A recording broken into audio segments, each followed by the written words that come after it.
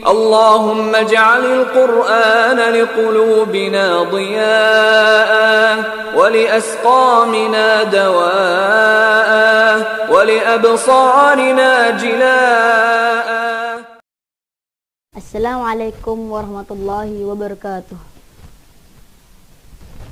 Innal hamdalillah na'maduhu wa nasta'inuhu wa nastaghfiruh wa na'udzu billahi min shururi anfusina wa min sayyiati a'malina may yahdihillahu fala mudilla lahu wa may yudlil fala hadiya lahu. Asyhadu an la ilaha illallah wahdahu la syarika lahu wa asyhadu anna Muhammadan abduhu wa rasuluhu la nabiyya ba'dah. Amma ba'du. Teman-teman, para pemimpin masa depan, hari ini alhamdulillah kita berada pada tanggal 16 Ramadan. Selama 16 hari pula kita telah melaksanakan kewajiban kita sebagai orang beriman, yaitu berpuasa dan memperbanyak ibadah-ibadah lainnya di bulan yang mulia ini. Lalu ada peristiwa penting yang selalu kita peringati di hari ke-17 bulan Ramadan. Apa itu? Ya, nuzulul Quran. Diriwayatkan dari Aisyah Ummul Mukminin radhiyallahu anha, dia berkata, awal mula wahyu yang diturunkan kepada Rasulullah SAW adalah berupa mimpi yang benar. Muhammad kala itu belum jadi nabi dan rasul. Ketika itu mendapatkan mimpi yang benar seterang cahaya pagi. Kemudian beliau senang berkhalwat menyepi. Beliau berkhalwat di Gua Hira untuk beribadah selama beberapa malam sebelum beliau kembali kepada keluarganya. Rasulullah SAW selalu membawa perbekalan makanan untuk berkhalwat.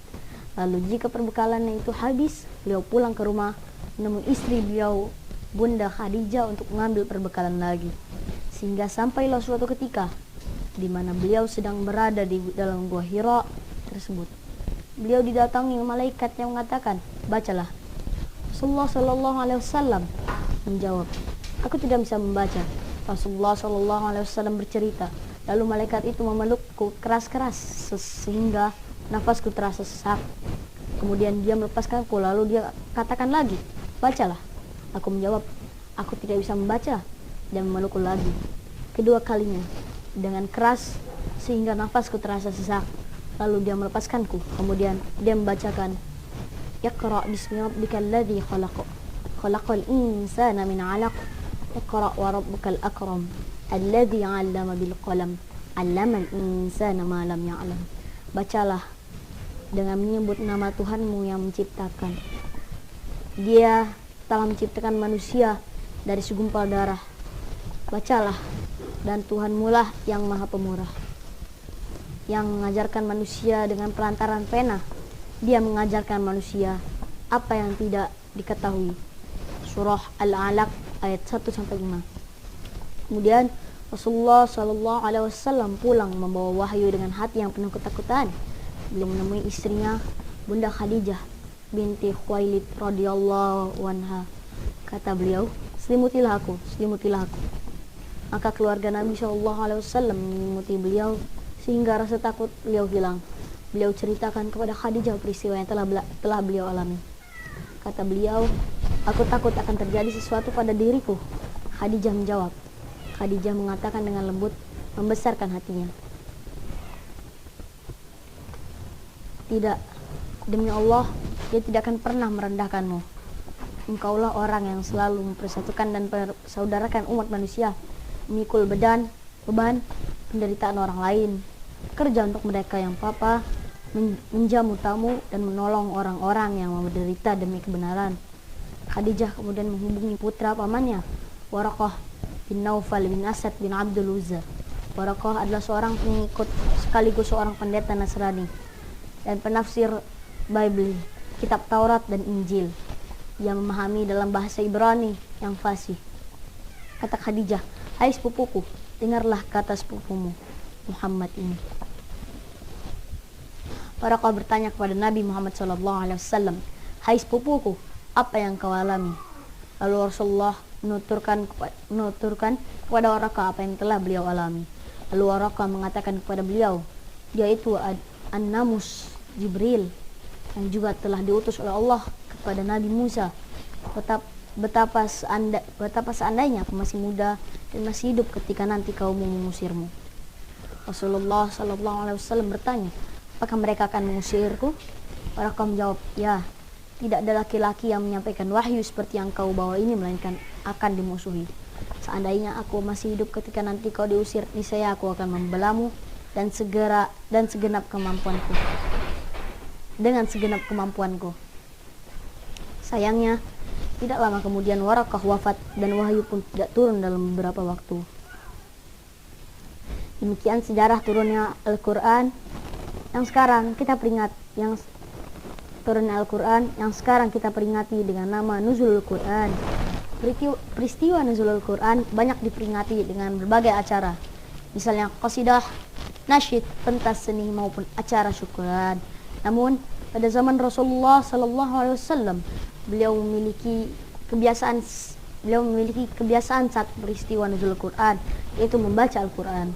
Diriwayatkan dalam hadis Bukhari, dahulu malaikat Jibril senantiasa menjumpai Rasulullah pada setiap malam Ramadan, dan selanjutnya ia membaca Al-Quran bersamanya. Untuk itu tidak lengkap rasanya bila umat Islam tidak membaca Al-Quran di malam nuzul Quran. Dengan membaca Al-Quran, maka pertama bisa mendapatkan pahala. Fungsi yang pertama dari membaca Quran adalah kita sebagai umat muslim akan mendapatkan pahala serta mendapatkan kebaikan selama kita selalu membaca Al-Quran serta mengamalkannya. Alih-alih berdiam diri saja di rumah, lebih baik kita memperbanyak membaca Al-Quran. Lalu dari Abdullah bin Mas'ud, Nabi Muhammad SAW bersabda yang berbunyi, barang siapa yang membaca satu huruf dalam kitabullah Al-Quran, maka ia akan memperoleh satu kebaikan itu nantinya akan dibalas dengan 10 kali lipat. Aku tidak mengatakan alif lam mim satu huruf, tapi alif satu huruf, lam satu huruf, dan mim satu huruf. Kedua, meningkatkan derajat. Ketika seorang muslim membaca Al-Quran, maka akan meningkatkan derajat di hadapan Allah Subhanahu wa Ta'ala serta mendapatkan kemuliaan di sisi manusia. Ketiga, memperoleh rahmat Allah Subhanahu wa Ta'ala. Dengan turunnya Al-Quran, maka sudah seharusnya umat muslim membaca Al-Quran agar selalu dirahmati dan dilindungi oleh Allah Subhanahu wa Ta'ala. Yang keempat, memberikan syafaat ketika hari kiamat. Tahukah teman-teman hikmah membaca Al-Quran di malam nuzulul Quran? Yakni mendapatkan pahala serta syafaat di hari kiamat. Dari Abu Umamah Al-Bahili radhiyallahu anhu, Nabi Muhammad SAW bersabda yang berbunyi, bacalah Al-Quran, sesungguhnya Al-Quran kelak akan datang pada hari kiamat untuk memberikan syafaat kepada penganutnya. Hadis riwayat Muslim. Setiap muslim agar selalu membaca dan mengamalkan Al-Quran, sehingga kelak ketika di hari kiamat, maka Quran tersebut akan memberikan syafaat pada siapa saja yang mengamalkannya. Kelima, membuat seorang berperilaku mulia. Quran juga dapat mengubah perilaku manusia yang tadinya kurang baik atau tidak bagus, maka akan membuat perilaku seseorang tersebut menjadi mulia dan baik. Keenam, selamat dunia akhirat. Ketujuh, penyejuk pikiran. Membaca Al-Quran juga dapat membuat seseorang menjadi lebih tenang pikirannya dan tidak selalu memikirkan dunia yang hanya sementara ini. Keistimewaan membaca Al-Quran yakni sebagai obat dan rahmat, sebagai mana firman Allah Subhanahu wa Ta'ala di Al-Quran surah Al-Isra ayat 82 yang berbunyi, dan kami turunkan dari Al-Quran suatu yang menjadi penawar atau obat dan rahmat bagi orang-orang yang beriman, dan Al-Quran itu tidaklah menambah kepada orang-orang yang zalim selain kerugian. Surah Al-Isra ayat 82. Kemudian menjelaskan pula dalam firman Allah Subhanahu wa Ta'ala di Al-Quran surah Yunus ayat 57, hai manusia, sesungguhnya telah datang kepadamu pelajaran dari Tuhanmu dan penyembuh bagi penyakit-penyakit yang berada di dalam dada, petunjuk dan rahmat bagi orang-orang yang beriman. Surah Yunus ayat 57. Kedelapan, yang terakhir, memberikan kenikmatan bagi kedua orang tuanya. Anak soleh atau solehah selalu menginginkan kebaikan bagi orang tua mereka, maka anak-anak yang patuh kepada orang tuanya akan mengamalkan Al-Quran. agar kedua orang tuanya masuk ke dalam surga Allah Subhanahu wa taala. Jadi, apa sajakah yang bisa kita lakukan pada malam nuzulul Quran? Pertama, istiqomah membaca Al-Quran. Tentu saja, sebagai umat Islam kita harus mengisi malam nuzulul Quran dengan amalan-amalan baik. Salah satunya dengan istiqomah membaca Al-Quran. Al-Quran sendiri merupakan pedoman utama bagi seluruh umat Islam di dunia. Maka dari itu, sebaiknya kita berusaha agar dapat menghatamkan Al-Quran selama di bulan Ramadan. Kedua, iktikaf. Sayang sekali tahun ini kita tidak bisa pergi ke masjid karena berjangkitnya wabah corona. Saat ini iktikaf di rumah lebih utama. Mudah-mudahan Ramadan tahun depan kita bisa kembali mengamalkan iktikaf, berdiam di dalam masjid dengan syarat tertentu dan niat beribadah semata-mata hanya Allah Subhanahu wa taala. Ketiga, perbanyak bacaan doa. Kemudian amalan malam nuzul Quran yang bisa kita lakukan yakni perbanyak bacaan doa. Dengan melakukannya akan lebih mendekatkan diri kepada Allah Azza wa Jalla.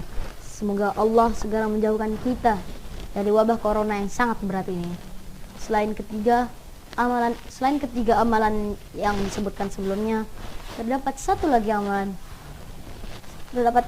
amalan nuzul Quran yang bisa diterapkan, yaitu keempat, perbanyak ibadah malam. Kita bisa tidur terlebih dahulu setelah menunaikan sholat tarawih dan tadarusan. Saat menjelang sahur atau tengah malam, kita bangun kembali lebih awal. Tujuannya tentu untuk menunaikan sholat malam. Dengan melakukannya, kita bisa lebih mendekatkan diri kepada Allah Azza wa Jalla. Jadi jangan lupa, saya ulangi kembali. Pertama, istiqomah membaca Al-Quran. Kedua, iktikaf. Ketiga, perbanyak bacaan doa. Dan keempat, perbanyaklah sholat malam. Demikian dari saya. Mudah-mudahan masa-masa sulit ini segera berakhir dan kita bisa bertemu dan bersilaturahmi kembali seperti sebelumnya. Semoga di akhir Ramadan setiap kita dapat lulus dengan predikat takwa. Amin amin ya rabbal alamin. Oh iya, jangan lupa untuk menambah hafalan ya. Wabillahi taufiq wal hidayah. Wassalamualaikum warahmatullahi wabarakatuh.